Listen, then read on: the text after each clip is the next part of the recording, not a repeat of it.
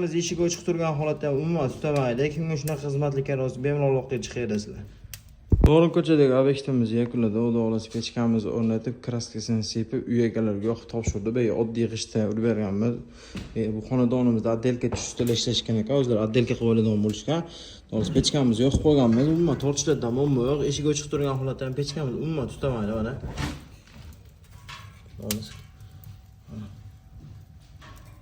Kimga shunaqa xizmatlikka rozi bemalol aloqaga chiqaverasizlar.